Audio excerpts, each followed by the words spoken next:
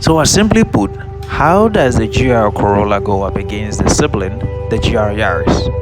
Have you experienced war before? Because what we have here is the GR wars. Of course, these heartwarming, prancing hot hatches are alike and differ in many ways. But just how much does the GR Corolla differ from the GR Yaris? So that none of us here confuse the purchase of these hot hatches in markets where both are available or accessible.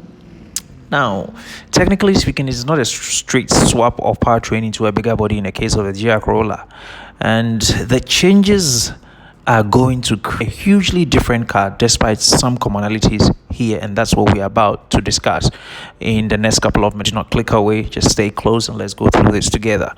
Now, I'll begin with some of the commonalities as I go down and show you how varying these vehicles continue to grow in the course of time. Now, the common ground between these two is the obvious 1.6 liter turbocharged 3-cylinder and the GR4 all-wheel drive system that are found in these vehicles. From there, well, the differences between these two rally cars for the road begin to make themselves apparent. For example, the GR Yaris makes 257 horsepower, as we know, and those are 266 pound-feet of torque. Whereas the GR Corolla, as we all have come to know, those out 300 horsepower and 273 pound-feet of torque. After that, the differences only continue to grow. So we'll go through it. I'll just check them out for you in terms of commonalities and differences.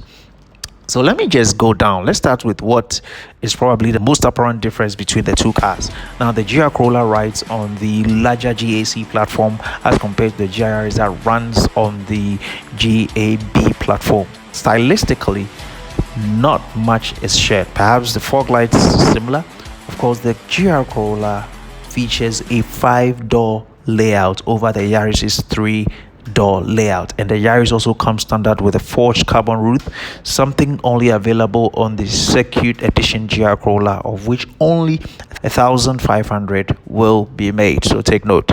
Now, the two share very similar philosophy in terms of modification over the standard Toyota Yaris and the Corolla, with structural reinforcement through the chassis, wider tracks, and extensive lighting via carbon fiber and aluminium where possible. Toyota also had to modify the floor of the GR Corolla to make room for the rear differential, yet another difference that is established. So take note of that.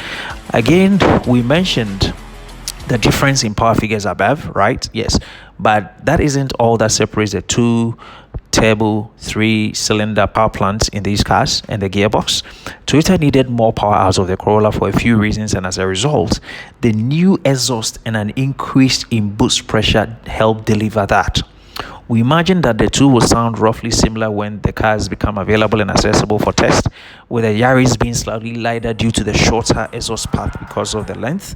In addition to the differences in exhaust, the two make their power in slightly different ways, with peak performance running from 3,000 to 5,500 RPM on the Corolla against the Yaris that does 3,000 to 4,600 RPM for peak performance in those regions. Now, while the GR4 all-wheel drive system is largely unchanged between the two vehicles, Toyota did tweak the gear ratios for the Corolla, not by much, but a simple change in the Corolla's final drive ratio brings it to 3.350, which undercuts the Yaris by 3.941 ratio, and the results should be slightly more mania gearbox feel from the Corolla than the Yaris, but happily both share a 6-speed manual gearbox, and that is the only transmission available, a commonality for both cars.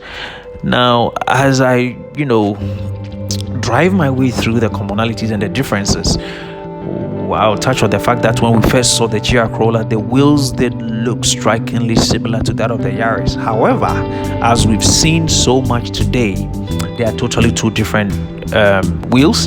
Both wheels are 18 inches in diameter, great, but the Yaris gets the Dunlop SP Sport Max tires instead of the Corolla's Michelin Pilot Sports 4 tires.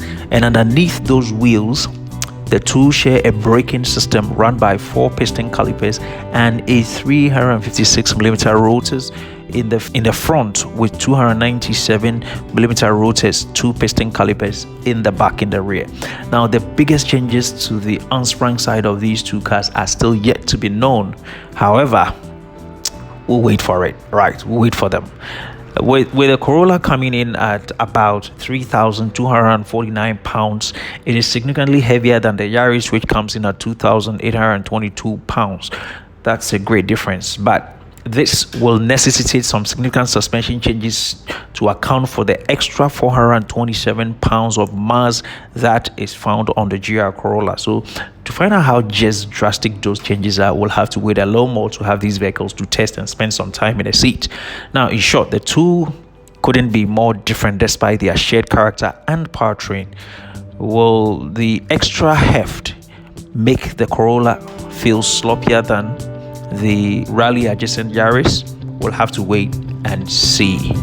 Right, so that's about what we got for you guys. But if you are still interested in knowing a lot more about the GR Corolla and how it will take on the Civic Type R, the latest edition, kindly subscribe to be alerted immediately the post goes up, and have a great good time, people. Have a great good time.